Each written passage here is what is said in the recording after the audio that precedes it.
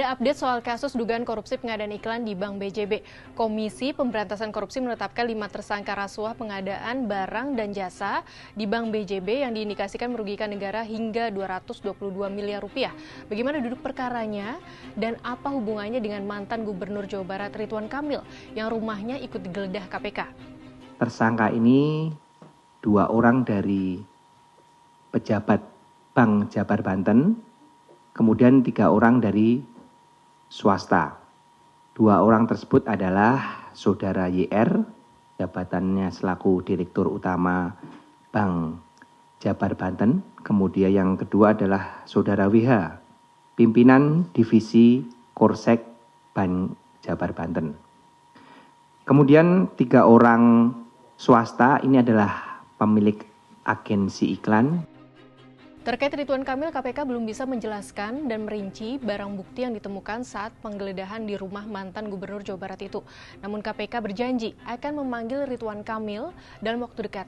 Statusnya sampai saat ini beliau ya di dalam perkara ini, saksi juga belum ya, karena belum dipanggil saksi, dan kapan akan dipanggil nanti pasti akan kita panggil karena di rumah yang bersangkutan beliau kita laksanakan penggeledahan dan ada beberapa barang bukti yang kita cita, tentunya harus kita klarifikasi kepada yang bersangkutan.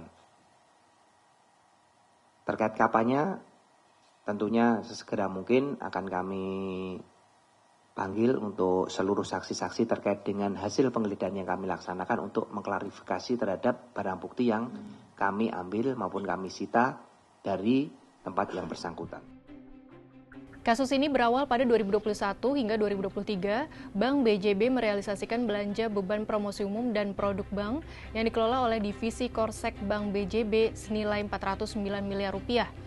Dana tersebut digunakan untuk biaya penayangan iklan di media televisi, cetak, dan daring yang bekerjasama dengan 6 agensi.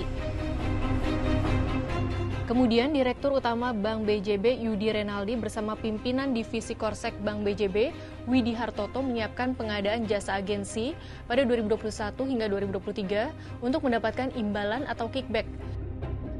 Yudi bersama Widi sebagai pejabat membuat komitmen yang bertanggung jawab atas pengadaan barang dan jasa, juga memerintahkan panitia pengaduan untuk mengatur pemilihan agar memenangkan rekanan yang disepakati.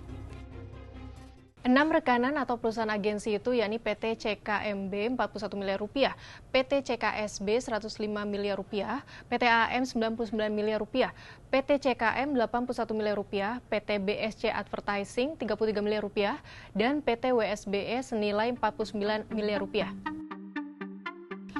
Berdasarkan penyidikan ditemukan fakta bahwa lingkup pekerjaan yang dilakukan agensi itu hanya menempatkan layanan iklan sesuai permintaan Bank BJB. Penunjukan agensi juga dilakukan dengan melanggar ketentuan pengadaan barang dan jasa.